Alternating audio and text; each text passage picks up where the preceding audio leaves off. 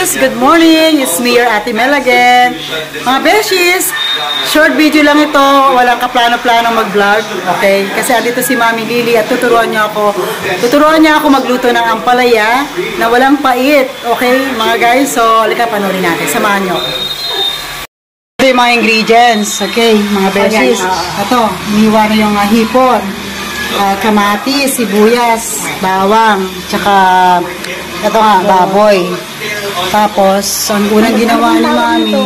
Ano bang tawag sa ganito? Yung bang, ano bang tawag dito eh? Para hindi ganun. Ano bang tawag dito? May sinabi ako sa iyo kanina dito. Ano ba? Stir fry. Stir fry muna. Oo. Pero kasi, di ba ito yung binabad natin sa asin, di ba? Water, ha? Sa binabad. Ayan. Tapos, itinabi yung yung ampalaya. In-stir fry. Tapos, yung hipon. O yung hipon, like that, tapos, ito muna. Meron pa lang natin. Ay, ayan. Pag pinatay pala yan, at ngayon na ito, lumilipat dito yung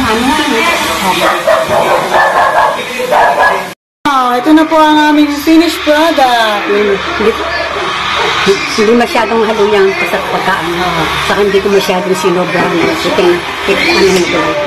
Mga Beshies, luto na ang ating ginisang ampalaya ni Mami. So, titikman na natin ngayon, guys. Okay? Patikin mo yan. Titikman na ni Love. Oh, ano? Ang init. Mainit na. Sarap. Wow! Tama yung paitam. Tama lang. Tama yung mapait eh. Ano?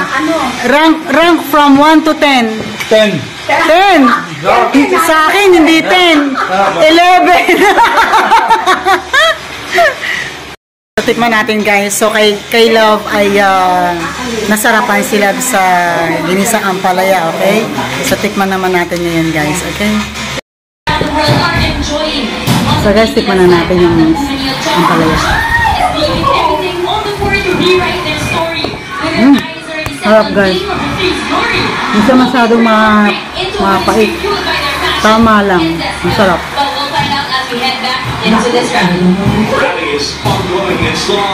Harap. Harap, guys. Ay!